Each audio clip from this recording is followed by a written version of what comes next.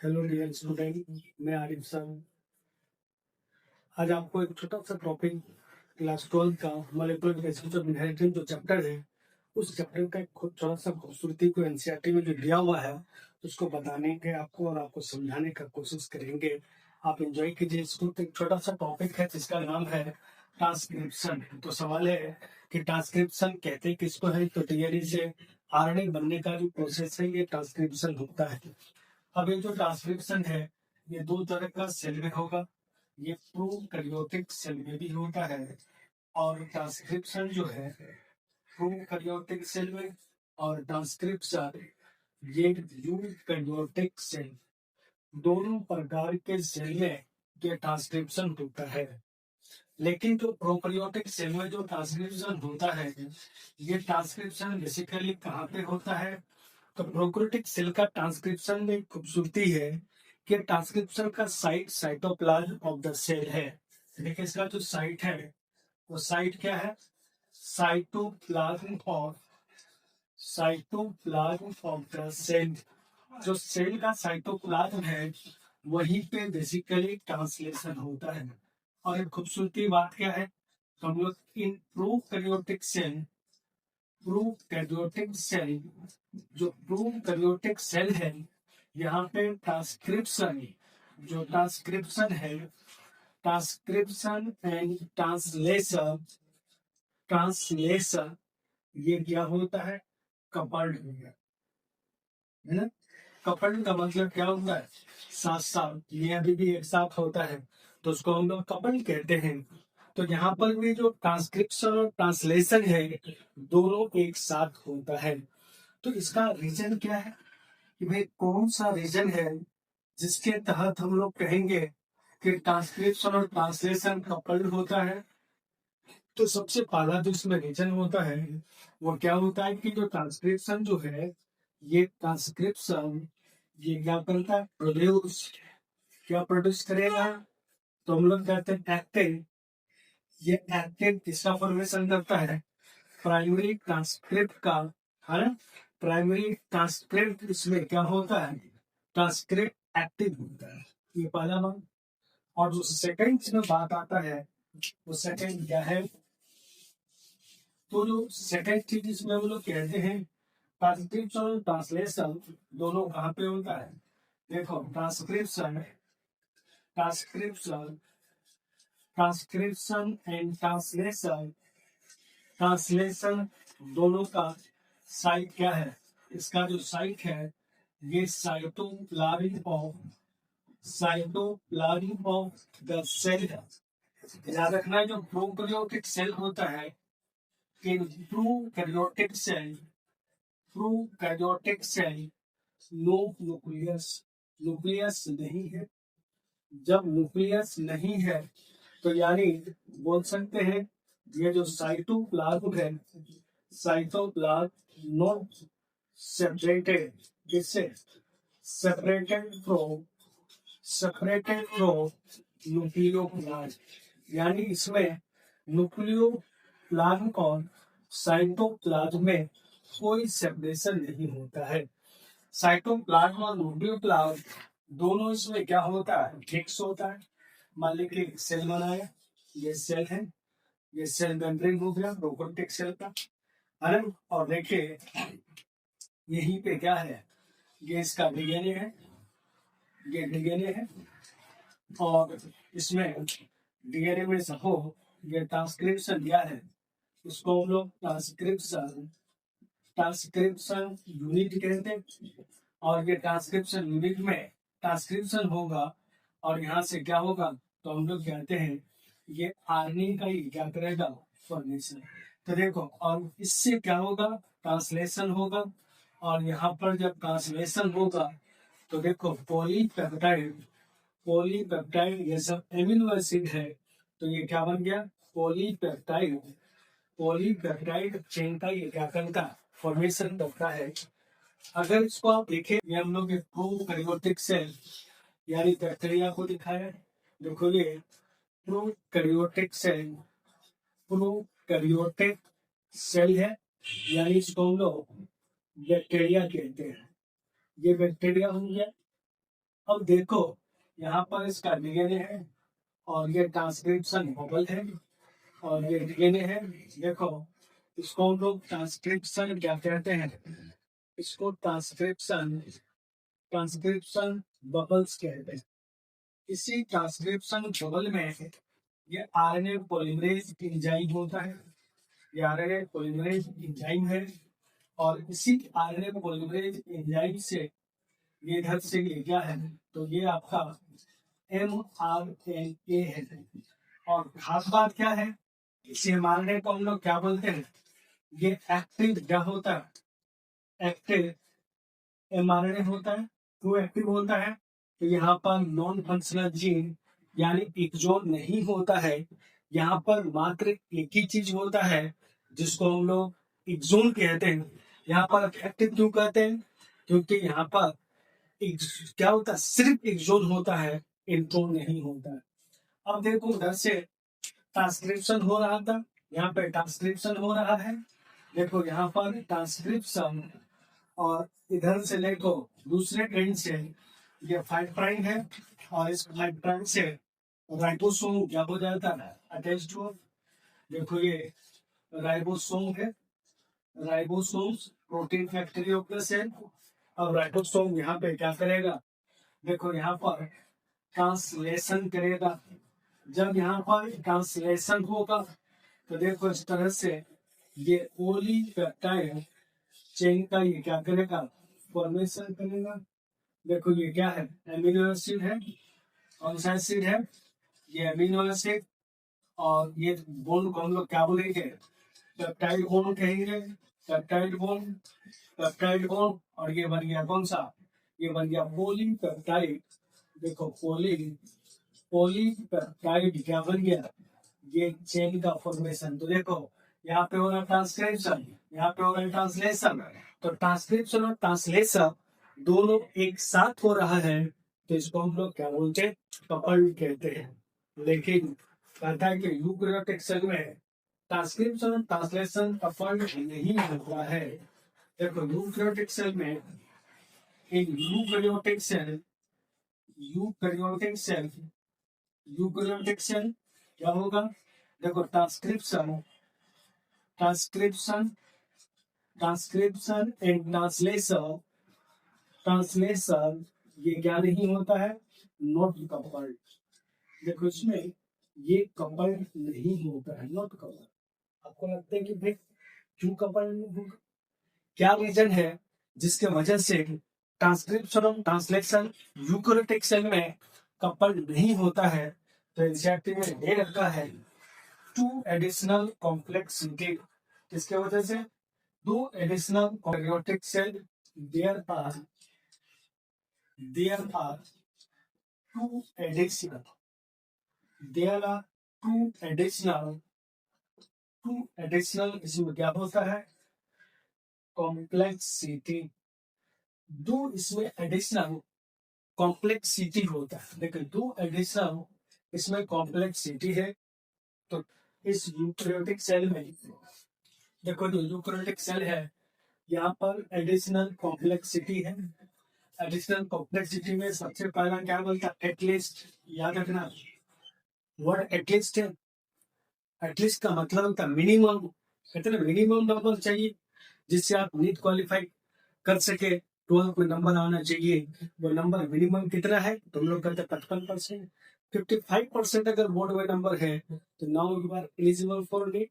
तो उसी तरह से मिनिमम एटलीस्ट कितना होगा, तो देखो 3 आरएनए पॉलीमरेज होना चाहिए। 3 आरएनए पॉलीमरेज कहाँ पर, न्यूक्लियस में होता है मिनिमम 3। इसके एडिशनल आरएनए पॉलीमरेज कहाँ पे होगा, सेल ऑर्गेनल्स में होगा। सेल ऑर्गेनल में कौन सा, माइटोकॉन्ड्रिया और क्लोरोप्लास्ट।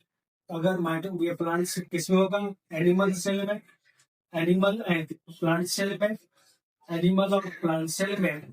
और ये सिर्फ किसमें होगा, ये जितने भी प्लांट्स है उस प्लांट्स में क्लोरोप्लास्ट। ये बेसिकली क्या होगा, तो हम लोग कहते हैं यहाँ पर एडिशनल एंजाइम होगा जिसको आरएनए पॉलीमरेज कहते हैं।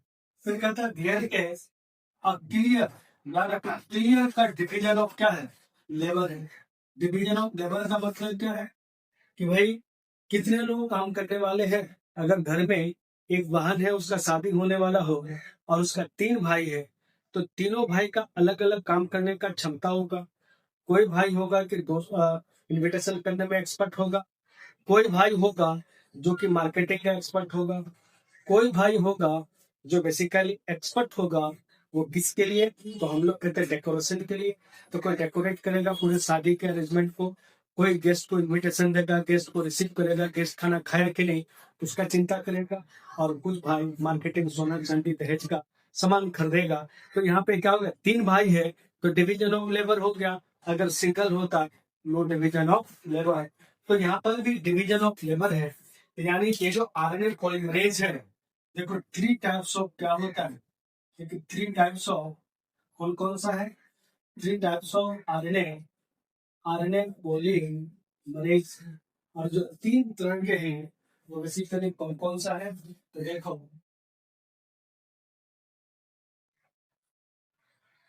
डिवीजन यानी अलग अलग आरएनए पॉलीमरेज अलग अलग काम करता है। तो देखो आरएनए पॉलीमरेज को अगर देखें तो यूकेरियोटिक सेल में एक होता है आरएनए, आरएनए पॉली फर्स्ट है।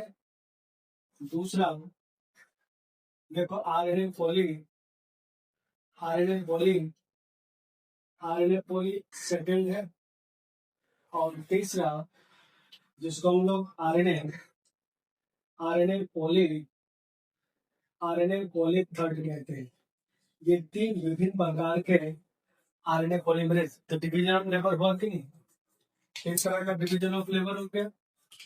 आरएनए पॉलीमरेज जो है ये क्या करता है, ट्रांसक्रिप्ट, इसको ट्रांसक्रिप्ट करता है। देखो ट्रांसक्रिप्ट अगर प्यार से कहा जाए तो हम लोग जब आर एन ए, और इस आरएनए में कौन कौन सा होता है, तो सबसे पहला जो आता है जिसको हम लोग 28S आरएनए कहते हैं। दूसरा कौन सा होगा, तो हम लोग कहते हैं 18S आरएनए होगा है। और तीसरा जो आता है जिसको हम लोग 8.8S आरएनए कहते हैं। इसी आरएनए का ट्रांसक्रिप्शन आरएनए पॉली फर्स्ट करता है। कोई कहे कि देखो कि 23S आरएनए का कौन करेगा, है ना, या 16S आरएनए का कौन करेगा, तो याद रखना ये यूकेरियोट में नहीं होता है, प्रेजेंट होता है किसमें, प्रेजेंट इन प्रोकैरियोट्स 70S का। और इसका ट्रांसक्रिप्शन कौन करता है, देखो transcription by RNA polymerase only. देखो प्रोकैरियोट्स में एक ही तरह का होता है और उसको आरएनए क्या बोलते हैं, पॉलीमरेज कहते हैं। तो इसी आरएनए पॉलीमरेज का वहां पर क्या होगा, करेगा। अब देखो सेकंड जो आता है आरएनए पॉलीसेकेंड। तो आरएनए पॉलीसेकेंड ये क्या करेगा, तो देखो ये ट्रांसक्रिप्शन करेगा। किसका ट्रांसक्रिप्शन करेगा, तो ये ट्रांसक्रिप्शन ऑफ एचएनआरएनए। और एचएनआरएनए को हम लोग क्या बोलते हैं, हेट्रोजेनस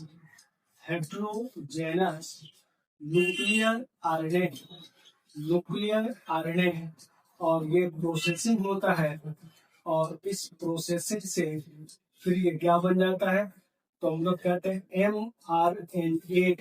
तो प्यार से अगर कहें कि आरएनए पॉली किसका ट्रांसक्रिप्शन करता है, तो इसको प्यार से बोलना है कि भाई ये ट्रांसक्रिप्शन करता है किसका, तो एचएनआरएनए, या ऑब्लिक लेके क्या बोलना है, mRNA। देखो आरएनए पॉली थर्ड, तो ये ट्रांसक्रिप्शन करता है किसका, देखो ट्रांसक्रिप्ट। और सबसे पहला जो नाम आता है टीआरएनए, ट्रांसफर आरएनए, जिसको अडेप्टर आरएनए कहते हैं।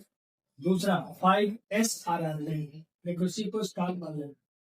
तो स्टार माना है सारा आरएनए का ट्रांसक्रिप्शन कौन करता है, सारा आरएनए का ट्रांसक्रिप्शन ये करता है कौन, आरएनए पॉलीफर्स्ट। सारा आरएनए का ट्रांसक्रिप्शन कौन करेगा, आरएनए पॉलीफर्स्ट। लेकिन ये जो आपका टीआरएनए है, ये जो 5S आरएनए है, इस 5S आरएनए का ट्रांसक्रिप्शन कौन करेगा, तो हम लोग कहते हैं आरएनए पॉलीथर्ड। इसके अलावा जो इसमें आता है जैसे mRNA जिसको माइक्रो आरएनए कहते हैं, या हम लोग SNRNA है ना, या फिर जो भी आप अक्खल वक्खल SHRNA, जो भी अक्खल वक्खल आरएनए है, इस सारे अक्खल वक्खल आरएनए का ये ट्रांसक्रिप्शन कौन करता है? आरएनए पॉलीमरेज करता है। तो दो कॉम्प्लेक्सिटी बताए कि यूकेरियोटिक सेल में। तो पहला कॉम्प्लेक्सिटी क्या हुआ कि यूकेरियोटिक सेल के न्यूक्लियस में एटलीस्ट 3 तरह का आरएनए पॉलीमरेज होगा इन एडिशन टू न्यूक्लियस, और तीनों में डिवीजन ऑफ लेबर है, सबका अलग अलग काम है, सब एक तरह का काम को करता नहीं है, ये इसका खेल है, यही मेन इंपॉर्टेंट बात है। अब देखो सेकंड कॉम्प्लेक्सिटी क्या है।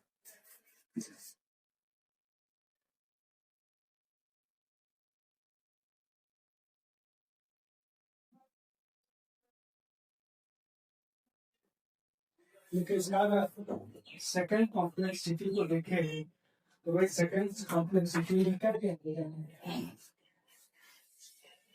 क्लियर है।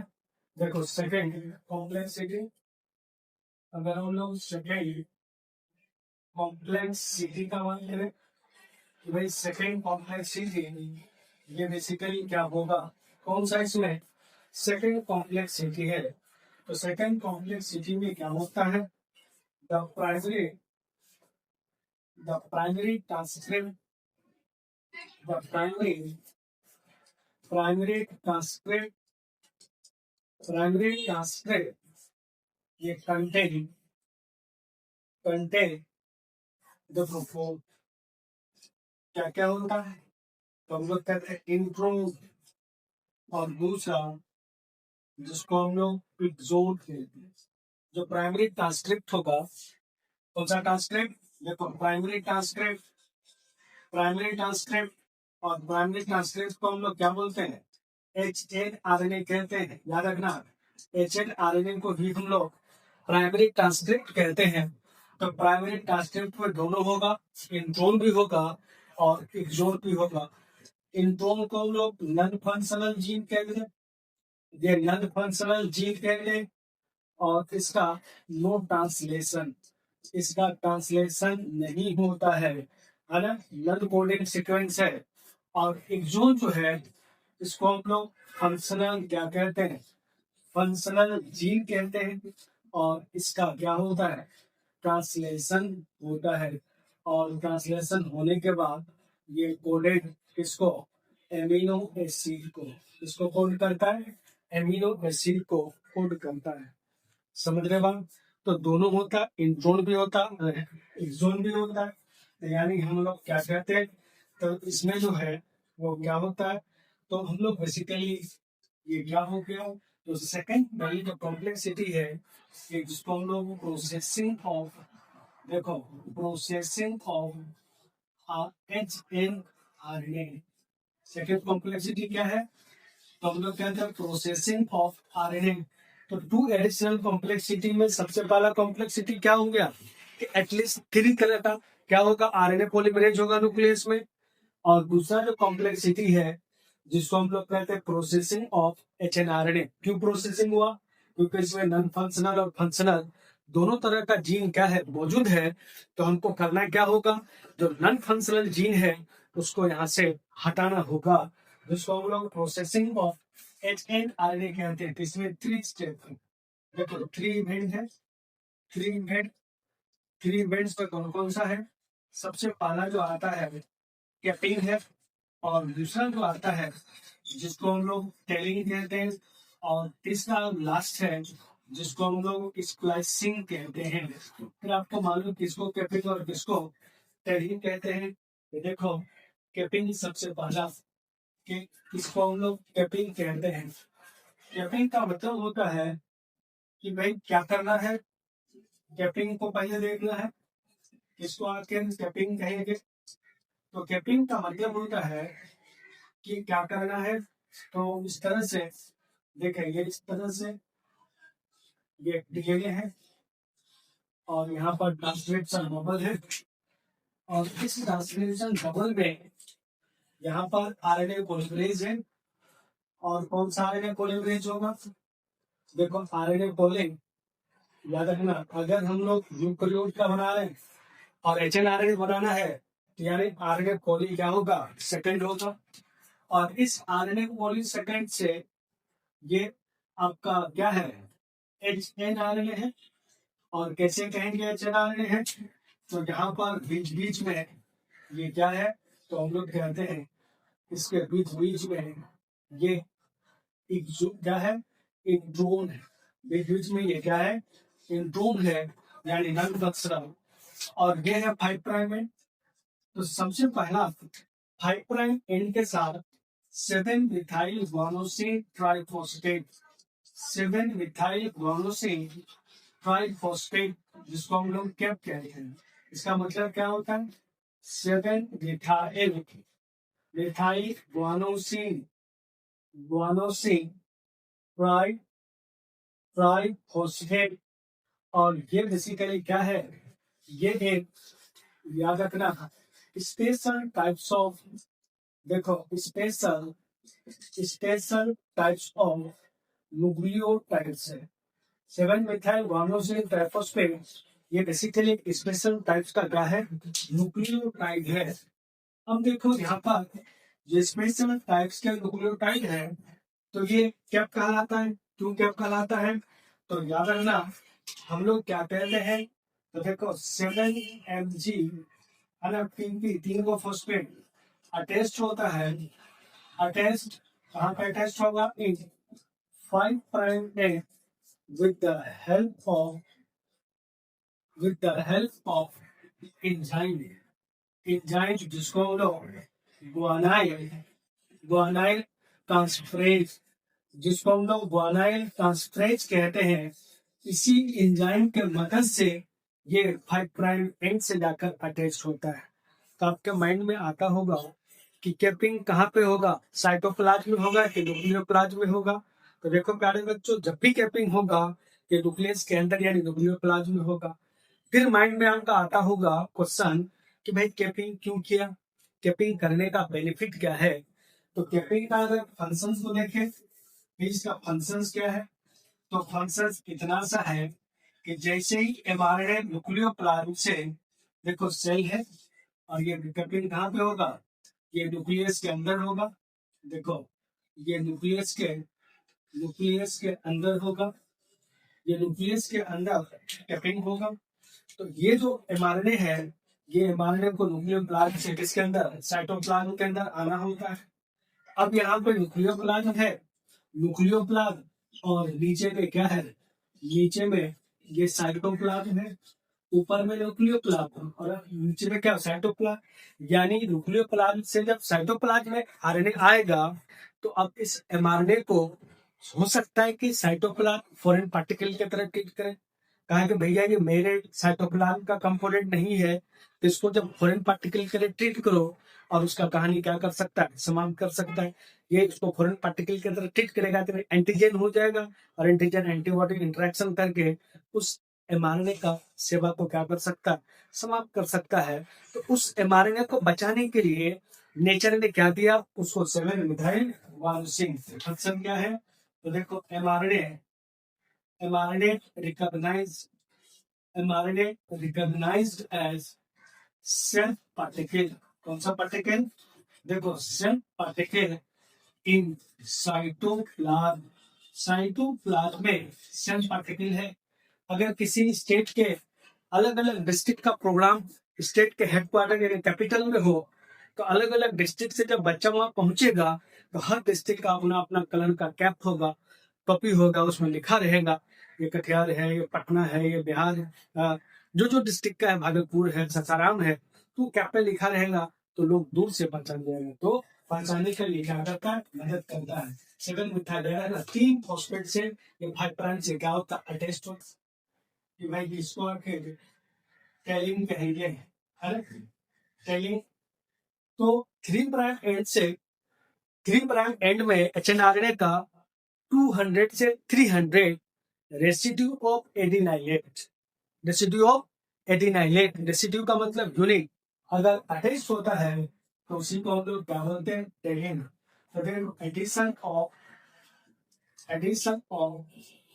200 to 300 residue residue residue of adenylate किसमें? In H N R N A इसके मदद से देखो विद द हेल्प ऑफ याद रखना एडिनाइलेट एडिनाइलेट एडिनाइलेट है ना, एडिनाइलेट की मदद से या इसको हम लोग एडिनाइलेट पॉलीमरेज कहते हैं। इसके मदद से ये क्या होता है? अटैच्ड होता है। और ये कैसे होता है? तो देखो 200 टू जो 300 लगेगा, ये बेसिकली कैसे लगेगा याद रखना, ये टेम्पलेट इंडिपेंडेंट होता है। टेम्पलेट इंडिपेंडेंट यानी टेम्पलेट पे डिपेंड नहीं करेगा, बिना टेम्पलेट का ही ये एडिनाइलेट याद रखना एडिनाइलेट। और इस एडिनाइलेट को गैप से क्या बोला जाता है? इसको हम लोग AMP कहते हैं। AMP का मतलब होता है एडिनोसिन मोनोफॉस्फेट। एडिनोसिन मोनोफॉस्फेट जो है ये क्या होता है? लग जाता है, जिसको हम लोग पॉलीएडेन कहते हैं। जैसे देखें आपके पास इस तरह से हम लोग चेनारे बनाते हैं, जहाँ पर बीच बीच में हम लोग इंट्रोन को दिखाएंगे। देखो भैया ये सब क्या है? ये इंट्रोन है, यानी सिक्लेट की इन्वेस्टमेंट हो गया। और यहाँ पर 7 mg लग गया। और यहाँ पर देखिए पॉलीएडेड यानी बहुत सारा 3 प्राइम में ये इस तरह से आपस में फॉस्फोएस्टर हो। ये कौन सा 3 प्राइम है?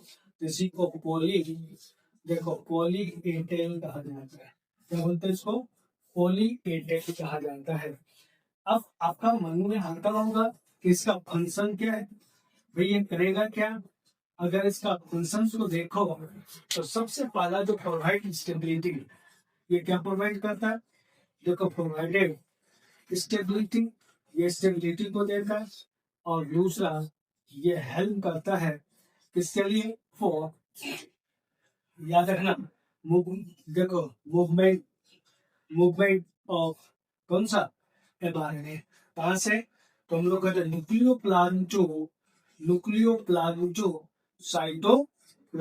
न्यूक्लियोप्लाज्म से साइटोप्लाज्मेज को जाने में क्या करता है?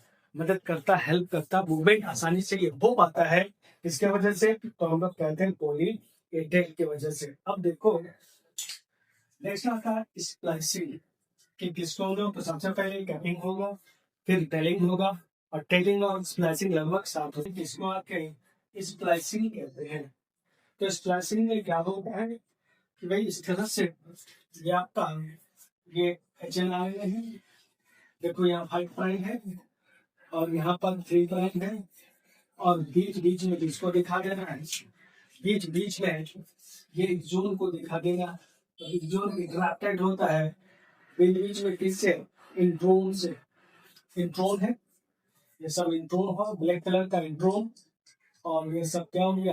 एक जोन हो गया। अब देखो स्प्लाइसिंग में यहाँ पर ऑलरेडी 7 mg लगा हुआ है। और यहाँ पर ये बेसिकली देखो इस तरह से पॉलीएडेन लगा हुआ है। अब यहाँ पर ये इस तरह से हम लोग क्या होता है? इसको हम लोग SNRNB कहते हैं। SNRNB का मतलब होता है SNRNA और प्लस क्या होता है? प्रोटीन। दोनों को मिला दिया जाए तो उसी को हम लोग क्या बोलते हैं? SNRNP कहते हैं।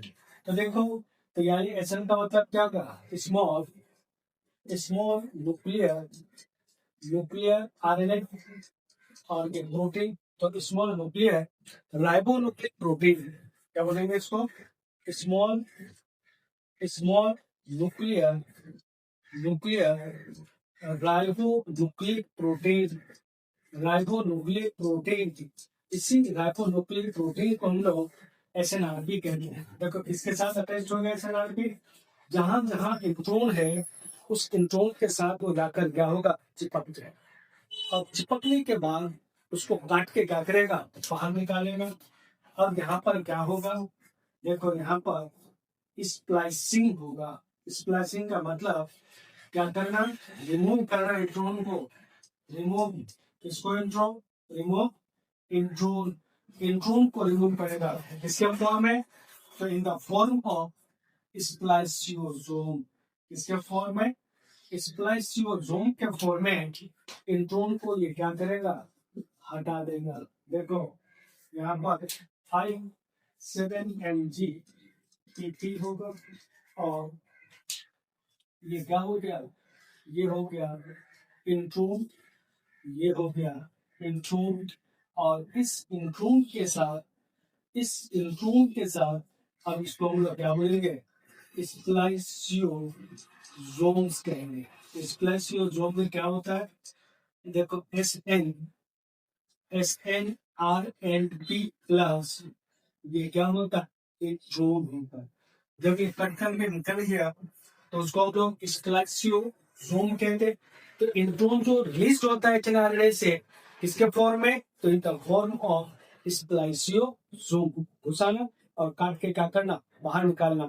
जैसे सेब काटते हैं, छोटा छोटा पार्ट काट के क्या करते हैं, निकालते हैं। तो निकल गया। अब यहाँ पर एक एंजाइम होगा जिसको हम लोग आरएनए लाइगेज, ये आरएनए लाइगेज आएगा और आरएनए लाइगेज इसको क्या कर देगा, सारे फ्रेगमेंट्स को छोड़ देगा। और एक होगा 7 mg होगा और दूसरे तरफ पॉलीकेटेन होगा। देखो पॉलीकेटेन होगा और इसको हम लोग क्या बोलेंगे, देखो इसको हम लोग मेर्चियो या इसी को एक्टिव क्या बोला जाता है, आरएनए या इसी को हम लोग mRNA कहते हैं, जिसका जाके क्या होगा, ट्रांसलेशन होगा। क्या होगा, तो हम लोग कहते हैं आगे इसका ट्रांसलेशन होगा। अब देखिए दो बात इसमें हम लोग को जानना होता है। क्या हम लोग कहते हैं सिग्निफिकेंस ऑफ कॉम्प्लेक्सिटी, ये क्या है, तो हम लोग कहते हैं, तो देखो सिग्निफिकेंस, अगर हम लोग सिग्निफिकेंस ऑफ कॉम्प्लेक्सिटी, तो सिग्निफिकेंस ऑफ कॉम्प्लेक्सिटी में हम लोग सबसे पहला बात क्या कहते हैं, जो स्प्लाइट, देखो सबसे पहला बात क्या करता है, स्प्लिट जीन अरेंजमेंट। देखो कौन सा अरेंजमेंट, स्प्लिट, क्यों स्प्लिट का, इंट्रोन है, कौन सा, इंट्रोन है, इंट्रोन है, इंट्रोन है, इंट्रोन है, इंट्रोन है। तो स्प्लिट होना, फ्रेगमेंटेड होना, बटा हुआ होना, तो कहता है split gene arrangement. Represent, represent, इसको रिप्रेजेंट करता है। देखो रिप्रेजेंट प्रोबेबली, इसको देखो रिप्रेजेंट प्रोबेबली एंशिएंट, देखो ancient features of the genome. Genome का मतलब होता है सम टोटल ऑफ जीन। तो भाई कौन सा एंशिएंट फीचर होगा, तो यानी ये जो जीन होता है ये आर्की बैक्टीरिया में होता है। इसमें होता है split gene arrangement, Archie bacteria में सबसे पहली दफा आया था, यानी वहीं पर सबसे पहले इंट्रोन और एक्सोन आया था। और यही इंट्रोन एक्सोन यहाँ पे है, तो इसलिए इसको हम लोग क्या बोलते हैं, ये रिप्रेजेंट करता है किसको, एंशिएंट फीचर्स को, यानी आर्की बैक्टीरिया को ये क्या करता है, दर्शाता है। अगर हम लोग बात करें सेकेंड सिग्निफिकेंस का, तो क्या सेकेंड सिग्निफिकेंस है, because channel बढ़ेगा for example 95 में, देखो presence of intro, देखो the presence of intro, presence of intron is ये बेसिकली क्या है, reminiscence of, देखो reminiscence reminiscence reminiscence of antiquity, reminiscence of antiquity, clear है, reminiscence of एंटीक्वेटिक, इसके परजेंस ऑफ एंटीक्वेट, ये फ्रेंस है, फ्रेंस है। इस फ्रेंस का मीनिंग क्या होता है कि इसको हम लोग एंटीसेंस ऑफ एंटीक्वेट कहते हैं। तो एनीथिंग, कोई भी चीज, एनीथिंग, देखो एनीथिंग, एनीथिंग रिमाइंड, इसको रिमाइंड करता है द ओल्ड, है ना, ओल्ड करेक्टर। तो उसको हम लोग रेमिनिसेंस ऑफ एंटीक्विटी कहते हैं। जैसे रेमिनिसेंस ऑफ एंटीक्विटी का इस तरह से समझ सकते हो कि शादी ब्याह में जितना भी सूट बूट पहन के जाइए ब्याह करने के लिए, लेकिन जब शादी करना होता मंडप में तो धोती पहन के, तो धोती किसको बताता है? एंटीसेंस ऑफ एंटीक्विटी को बताता है। या हम लोग जैसे लालटेन को घर में रखता है, तो आज के डेट में लालटेन तो कोई जलाता नहीं है, लेकिन बल्ब लालटेन के अंदर घुसा देता है। और शेप कौन सा होता है? लालटेन का होता है। तो जो शेप लालटेन का है, तो लालटेन किसको बताता? ओल्ड, पुराना, प्राचीन काल को। तो उसको हम लोग रेमिनिसेंस ऑफ क्या बोलते हैं? एंटीक्विटी कहते हैं। और एक खास करके वर्ड क्या है, जो प्रोसेसिंग ऑफ आयरन, क्या है? Processing of RNA, processing of RNA, ये प्रोसेसिंग ऑफ RNA यानी कि process of splicing, process of splicing, process of splicing represent, इसको रिप्रेजेंट करता है, रिप्रेजेंट द डोमिनेंस ऑफ